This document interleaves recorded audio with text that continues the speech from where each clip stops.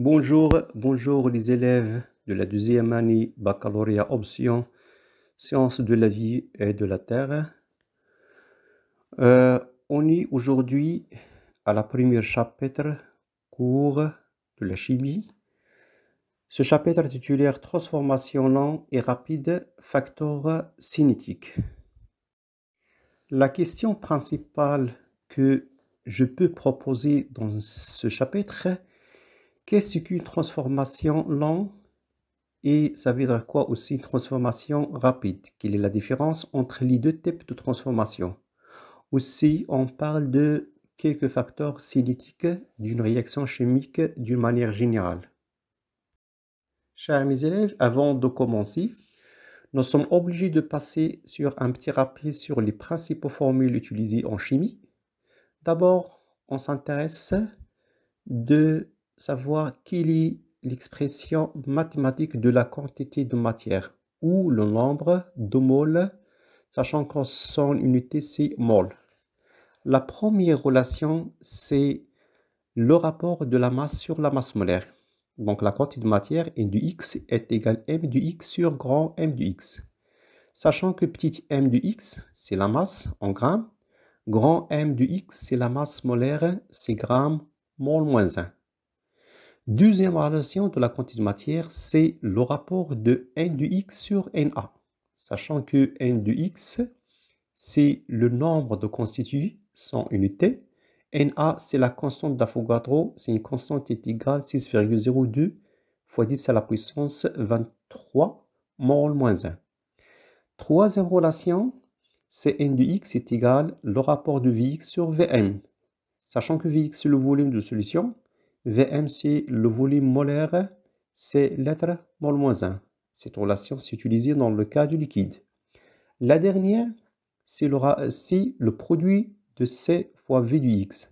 Sachant que C, c'est la concentration molaire sur mol lettre moins 1. N du X, c'est la quantité de matière ou le nombre, c'est la quantité de matière. Toujours N de X, c'est la quantité de matière, c'est mol. C'est en mol. Deuxième rappel, c'est la concentration molaire, c'est N, c'est mol, lettre moins 1, et aussi la concentration massique, c'est gramme, lettre moins 1. L'expression de la concentration molaire, c'est N, c'est le rapport de N du X sur V du X. Toujours N du X, c'est la quantité de matière, Vx, c'est le volume. Deuxième expression, c'est la concentration massique, c'est M, c'est le rapport de M du X sur V du X. Maintenant, on va chercher la relation qui est reliée entre les deux concentrations, massique et molaire. D'abord, l'expression de la concentration molaire, c'est N sur V du X. Et sachant l'expression de la quantité de matière N du X, c'est la masse sur la masse molaire, je peux le remplacer dans l'expression de la concentration molaire. Donc, ça donne Cn, c'est M du X sur grand M du X, tout sur V du X. Un petit changement de fraction, je trouve que Cn est égal à m du x sur v du x sur m du x. Alors finalement, la concentration molaire, c'est le rapport de la concentration massique sur la masse molaire. Alors finalement, je résume, l'expression de la concentration molaire, Cn, est égal à n du x sur v du x. Donc Cn, c'est mol lettre moins 1, n du x, c'est mol, v, c'est en lettres. Deuxième expression, la concentration massique, Cm, c'est la masse sur le volume. Cn, c'est gramme, lettre moins 1. M du x en grammes. Le volume, c'est lettre. La relation qui est reliée entre les deux, donc Cm est égal à Cn fois grand M du x. Donc grand de M du x, c'est la masse molaire, c'est gramme, mol moins 1. Cn, c'est mol, lettre moins 1.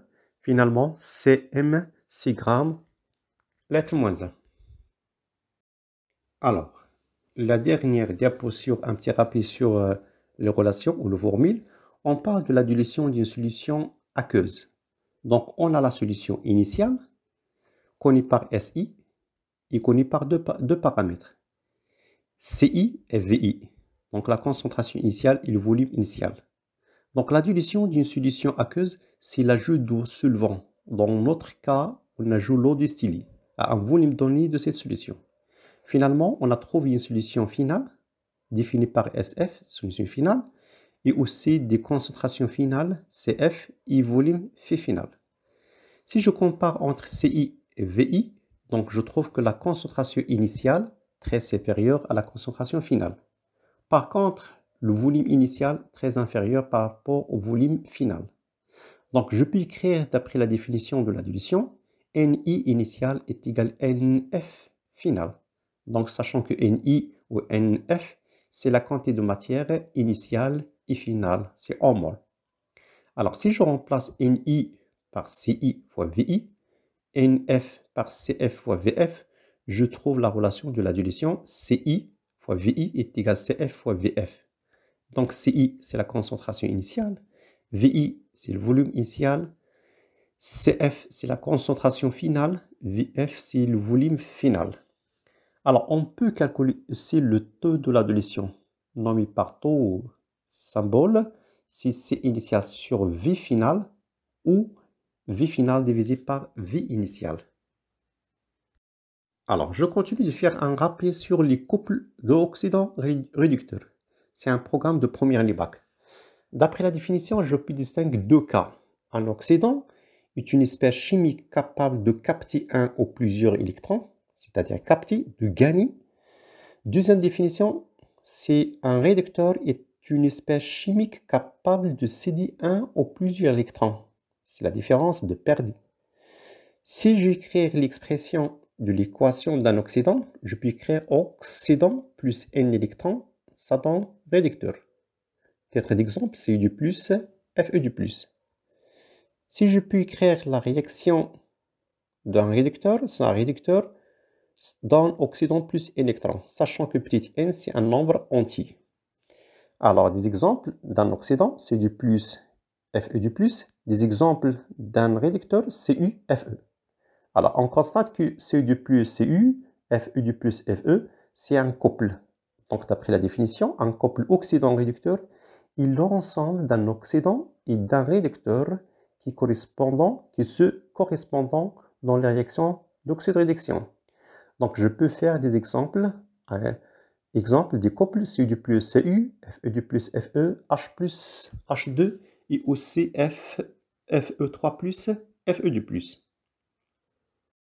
Alors, notre objectif sur la suite, c'est comment écrire une réaction globale entre deux couples. Donc, une réaction d'oxyde-réduction, mais on joue deux couples oxydant-réducteur.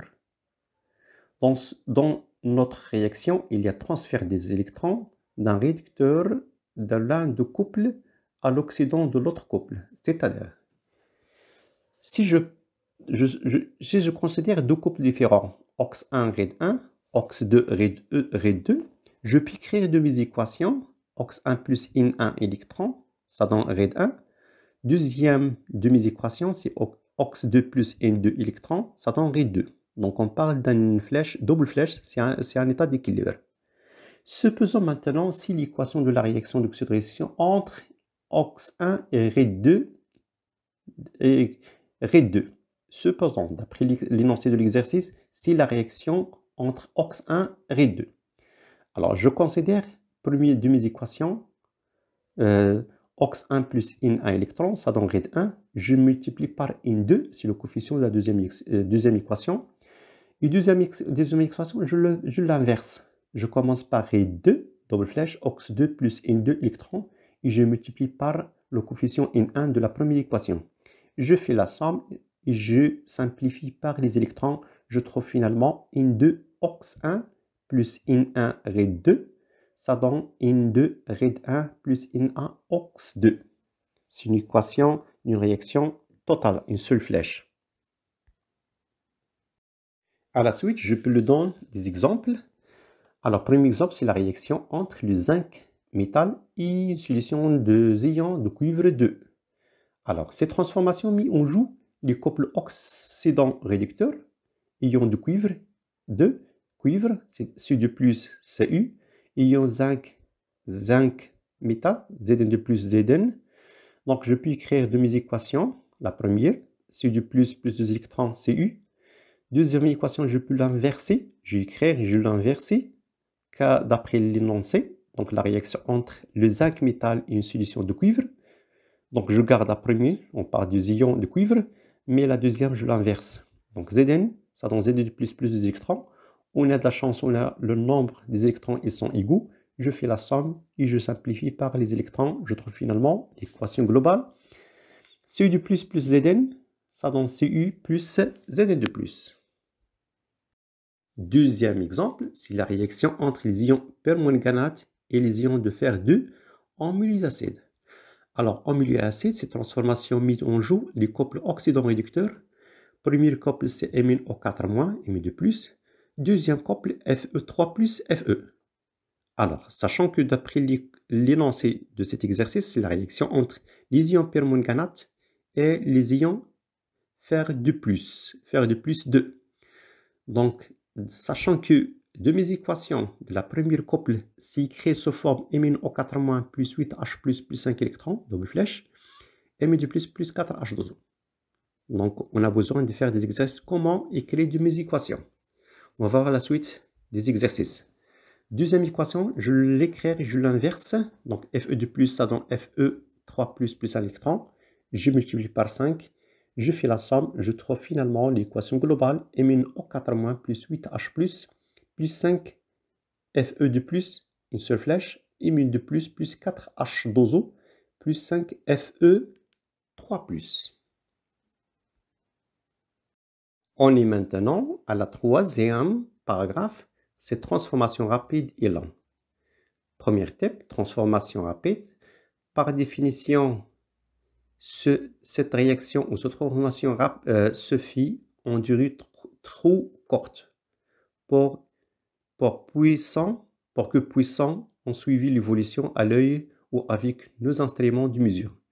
C'est-à-dire, ces transformations, on peut dire, normalement, on ne peut pas intéresser à ces types de transformation de la deuxième année baccalauréat. C'est une transformation rapide et elle est difficile à suivre par des instruments de mesure. Comme tel exemple, on parle des réactions de précipitation, comme Ag++Cl- ça donne AgCl, précipité sous forme solide, ou c'est une réaction acido-basique. Donc, acido-basique, on peut l'intéresser à la suite, mais on ne peut pas suivre cette réaction. Deuxième type, transformation lente. Donc, transformation lente peut être suivie à l'œil ou par nos instruments. Donc, on peut suivre l'un des paramètres, soit pH ou la conductance. Alors, comme exemple, une des réactions d'oxydoréduction, comme l'oxygénie avec E-.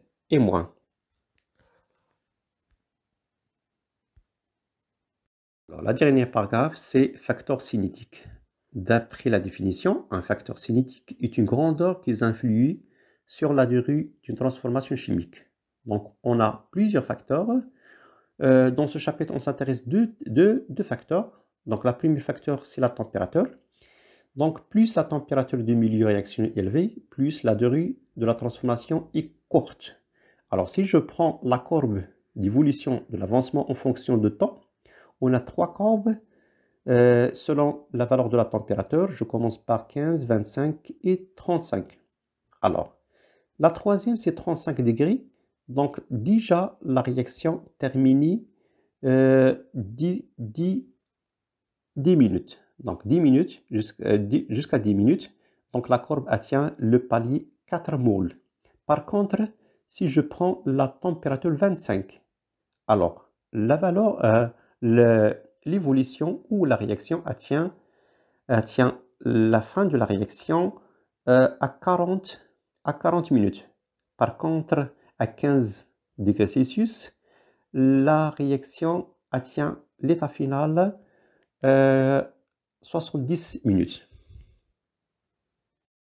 Dernier facteur, c'est 3,2, donc la concentration initiale du réactif. Alors, plus la concentration initiale des réactifs est grande, plus la durée de la transformation est courte. Alors, si je prends la courbe, si je suivis aussi l'avancement en fonction de temps, si je prends la concentration de l'un des réactifs est égal à 0,50 mol, alors la valeur atteint l'état final à 40 minutes. Par contre, si je prends la dernière concentration, c'est 0,30 mol litre moins 1 de I-, donc la réaction atteint l'état final presque 90 minutes. Alors, finalement, merci pour votre attention. N'hésitez pas de nous contacter s'il y a des difficultés pour avoir d'autres notions en chimie ou en physique. À la suite, on va voir une série d'exercices pour approfondir un peu dans le premier chapitre. Merci pour votre attention. N'oubliez pas de partager cette information pour les autres.